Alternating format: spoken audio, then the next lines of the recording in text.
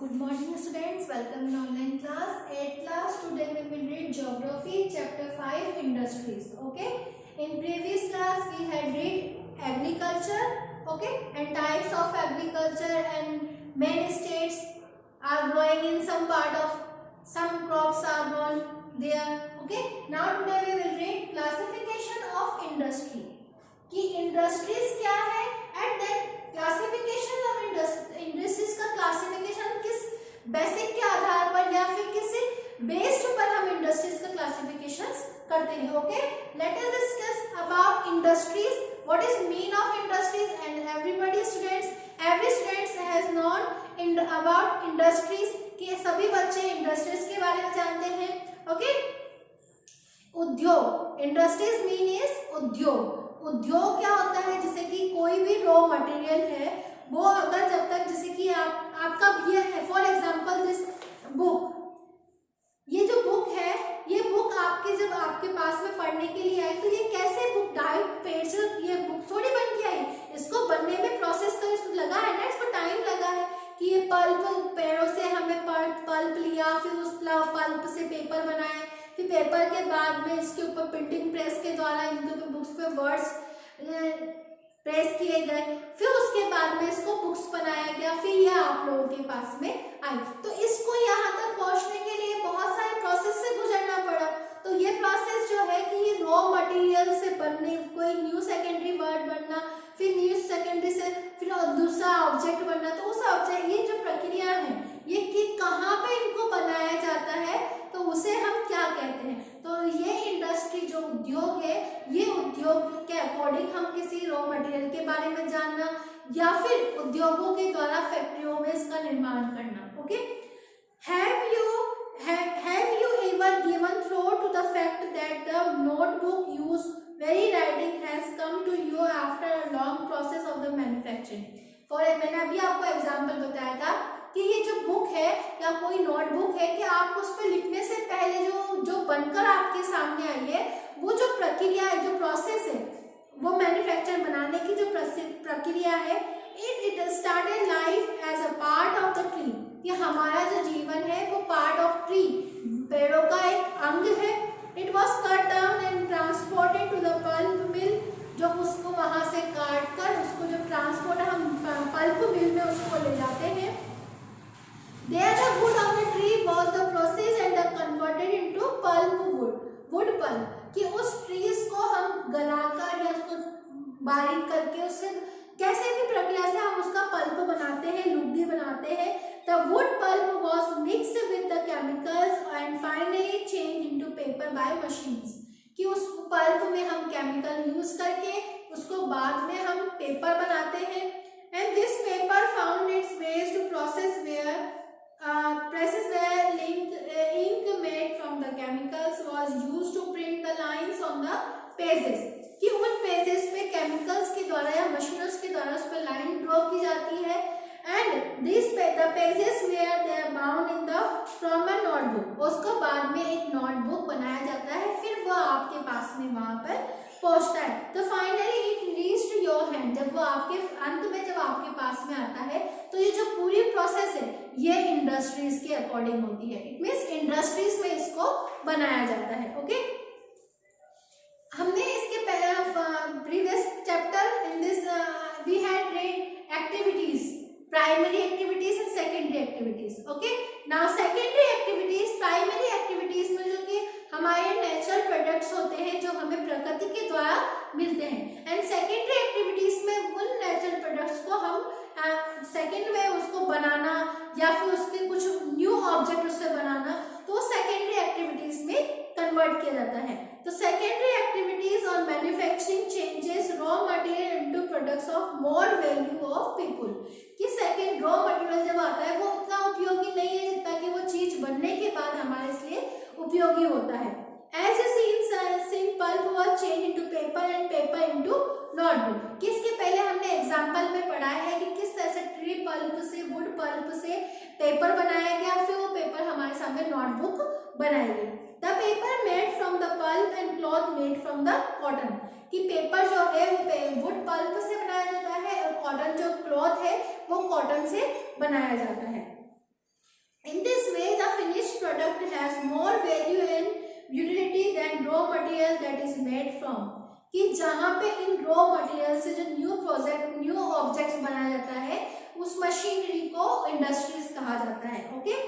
Industry refers an economic activity. Industry जो है ये हमारी आर्थिक गतिविधि, इकोनॉमिक एक्टिविटी है that is concern with the production of goods. कि यहाँ पे हमें किसी सामान को बनाने के लिए प्रोडक्शन है and extraction of the mineral और the provision of the services. कि ये मिनरल्स यहाँ पे खनिजों का और प्रोविजन ऑफ सर्विसेज हमारी सुविधाओं के लिए बनाई जाती है. Thus we have iron, steel industries, coal mining industries and tourism industries. कि बहुत सारी इंडस्ट्रीज की स्टील इंडस्ट्री है, आयरन इंडस्ट्री है, टूरिज्म इंडस्ट्री है जो हम लोगों को सुविधाएं देती हैं. इन सब चीज इन इंडस्ट्रीज के द्वारा जो हम हमारे बेसिक यूज की जो बेसिक गुड्स हैं उनको यूज करने के लिए हम लोगों तक वो पहुंचाए जाते हैं. Okay. Now next topic is classification of industries. कि हम बेसिकली इंडस्ट्रीज का क्लासिफिकेशन कितने पार्ट्स में करते हैं? 3 पार्ट्स में. कि हम उसको रॉ मटेरियल के अकॉर्डिंग, साइज के अकॉर्डिंग एंड ओनरशिप के अकॉर्डिंग. कि रॉ मटेरियल के अकॉर्डिंग अगर हम देखें, industry can be classified on the basis of the raw material, size and ownership. कि रॉ मटेरियल इंडस्ट्री में B agro based, mineral based, marine based and forest based depending on the type of raw material that use. कि हम जो raw material कृषि उद्योग के according कि जो इंडस्ट्रीज है कच्चे माल के रूप में अगर हम देखते हैं तो वो मिनरल बेस्ड हो सकती है, मरीन बेस्ड हो सकती है, एग्रो बेस्ड हो सकती है, इनमें कृषि आधारित हो सकती है, वनस्पति आधारित हो सकती है या फिर जंतु आधारित भी हो सकती है. Agro based industry use plants and animals based product. जो एग्रो बेस्ड इंडस्ट्री होती है इनमें वनस्पति इंडस्ट्री जो होती है वो बेस्ड होती है प्लांट्स और एनिमल्स के according as their raw material, उनके कच्चे माल के according. Fruit processing, vegetable oil, cotton textile, dairy products and leather industries are example of agro based industry.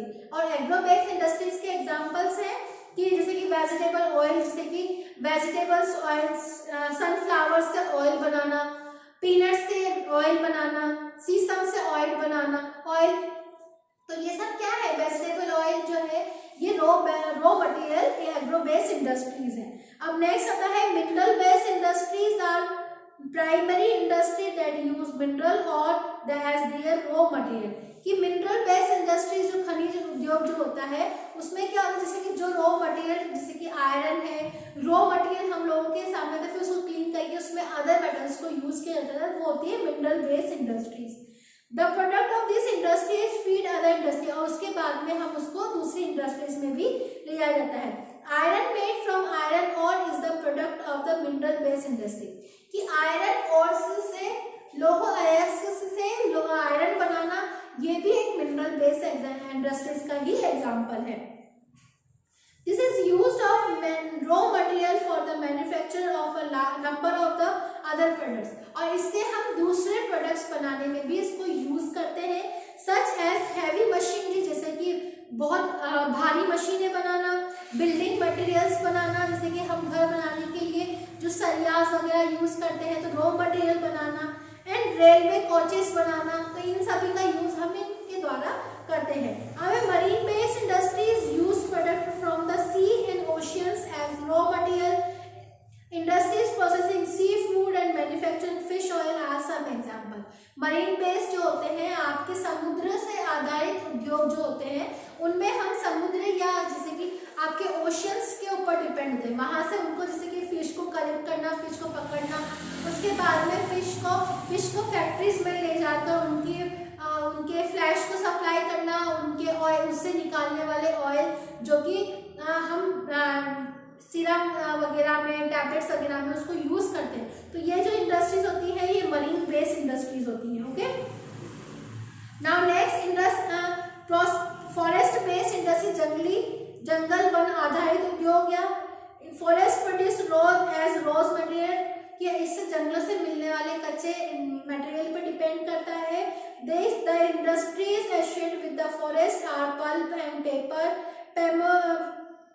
Furniture and buildings, कि इसमें हम यहाँ पे फार्मेकेट वहाँ पे हम उससे मिलने वाले जंगलों से मिलने वाली लकड़ी को हम फर्नीचर में यूज करते हैं, बिल्डिंग्स बनाने में यूज करते हैं, या फिर उससे मिलने वाले जो केमिकल्स होते हैं उनको यूज करते हैं। तो ये सब चीजें होती है, ये होते हैं forest based industries. Okay, now second topic is size. ये रॉ मटेरियल जो हमने पढ़ा था कि रॉ मटेरियल जो होता है एग्रो बेस्ड भी होता है, मिनरल बेस्ड होता है, मरीन बेस्ड होता है and forest based. And size के अकॉर्डिंग अगर हम देखें तो small scale industries, large scale industries, it refers to the amount of capital invested, number of people employed and the volume of production।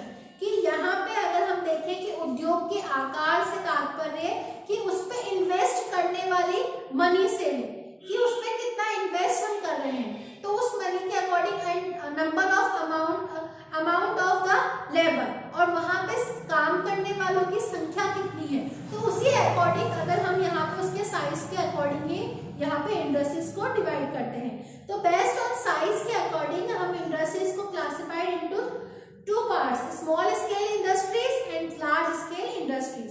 And third is cottage. Cottage house और industries are type of small scale industries. Small scale industries का ही एक part होता है जिसको कहते हैं cottage industries. इसमें क्या होता है, जो घर में काम करने वाले लोग हैं वो कुछ छोटे पैमाने पर या छोटे स्केल पर वो वहां पे किसी चीज को मैन्युफैक्चरिंग करते हैं।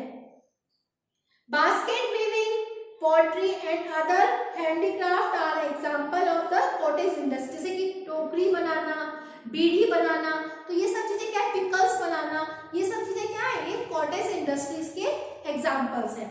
And small scale industries use larger amount of capital and technology as compared to large scale industry. कि ये लार्ज स्केल इंडस्ट्री से कंपैरिजन में थोड़ा छोटा होता है, लेकिन फिर भी इसमें जो यहाँ पे जो बड़े पैमाने पर जो काम होते हैं उसमें से जो मात्रा में वस्तुओं का उत्पादन करते हैं उसके अकॉर्डिंग ये थोड़े छोटे होते हैं। इनमें निवेश भी कम होता है और लेबर्स जो होती है उनकी काउंटिंग भी कम होती है। Investment of capital is higher and the technology use superior in large scale industry. और लार्ज स्केल इंडस्ट्रीज में क्या होता है कि इसमें लेबर्स की जो अमाउंट ऑफ लेबर्स वो भी बहुत ज्यादा होता है, इन्वेस्टमेंट जो मनी का इन्वेस्टमेंट होता है वो भी बहुत ज्यादा होता है, और जो लैंड होती है, जो फैक्ट्रीज होती है वो भी बहुत बड़ी होती है। तो उसके निवेश के अनुसार हम उसके आकार के अनुसार उसमें उसको लार्ज स्केल दे सकते हैं। जैसे कि सिल्क वीविंग, सिल्क बनाना, फूड प्रोसेसिंग इंडस्ट्री जैसे कि आपके चिप्स बनाना, बिस्किट्स वगैरह बनाना, तो ये क्या है, लार्ज स्केल इंडस्ट्रीज हैं। Production of the automobiles and heavy machineries are the large scale. और जैसे कि आपके लार्ज स्केल पे जैसे कि ऑटोमोबाइल्स, आपके मोबाइल्स, टीवी वगैरह, कार वगैरह बनाना, तो ये सब चीजें क्या है आपके लार्ज स्केल पे है। Okay, now next is ownership. हमने रॉ मटेरियल एंड साइज के अकॉर्डिंग देखा, आप देखेंगे ओवनशिप के अनुसार ओवनशिप होती है जैसे कि जिसके हर प्रॉपर्टी का कोई ना कोई ओनर होता है। तो ओनर के अकॉर्डिंग अगर हम देखें तो हम इंडस्ट्रीज को कितने भागों में बांट सकते हैं। Ownership industries can be classified into private sector, state owned and public sector. कि private sector, joint sector and cooperative sector, कि इसको हम 4 पार्ट्स में डिवाइड कर सकते हैं। प्राइवेट सेक्टर होता है एंड पब्लिक सेक्टर होता है, जॉइंट सेक्टर होता है एंड कोऑपरेटिव सेक्टर है। Private sector industries are owned and operated by the individual group of individual. कि प्राइवेट सेक्टर में क्या होता है कि खुद उसमें अपने खुद के निजी व्यक्ति ही उसमें जैसे वो खुद ने मनी इन्वेस्ट किया और वो खुद का मालिक होता है। The public sector industries are owned by and operated by the government. और पब्लिक सेक्टर जो होता है वो हमारे गवर्नमेंट के द्वारा उसके ऊपर चलाया जाता है। जैसे कि कोई भी इंडस्ट्री है हमारी गवर्नमेंट ने उसको बनाई है, उसके अकॉर्डिंग वहां पे काम, जैसे कि such as the Hindustan aeronautic limited, IHAL and Steel Authority of India Limited and joint sector industries are owned and operated by the state and individual group of individual। कि इसमें क्या होता है, स्टेट के गवर्नमेंट भी इसमें इंक्लूड हो जाती है और कुछ प्राइवेट लोग भी इसमें इंक्लूड होते हैं, इसको बोलते हैं joint sector industries. And Maruti Udyog limited in example of joint sector, Maruti Udyog जो लिमिटेड है वो जॉइंट सेक्टर का एक एग्जांपल है। Next is cooperative sector industries are owned and operated by the producers and suppliers of the raw material, worker or work. इसमें क्या होता है कि जो रॉ मटेरियल सप्लाई कर रहा है उसका भी इसमें इन्वेस्टमेंट होता है और जो उसको आगे की तरफ पहुंचा रहा है उसका भी इसमें इन्वेस्टमेंट होता है, या फिर जो वर्कर होते हैं उनका भी इन्वेस्टमेंट। तो ये होता है कोऑपरेटिव सोसाइटी, इसमें सब अपना अपना पार्ट्स या शेयर लगाते हैं, उसी शेयर के अकॉर्डिंग उनका इन्वेस्टमेंट होता है और उसी के अंदर अकॉर्डिंग उनका प्रॉफिट भी होता है। जैसे कि Anand milk union limited and Sudha dairy as success stories of cooperative venture, कि ये इसके कोऑपरेटिव सेक्टर्स के बहुत बड़े या बहुत अच्छे सक्सेस सफलतापूर्वक एग्जांपल है जो इसको और इस इंडस्ट्रीज को और आगे बढ़ा रहे हैं। Okay, you must have understood classification of industries. I repeat again, raw material के अकॉर्डिंग हमने उसको 4 पार्ट्स में डिवाइड किया गया है। Agro based industries, marine based industries, mineral based industries and forest based industries. And size, according to size के according classifications of industries are small scale cottage industries, small scale industries and large scale industries. And ownership के according divided by 4 parts. First is private sector, second is public sector, third is joint sector and fourth is cooperative sector. Okay, you must have understood. Okay, thank you, have a nice day.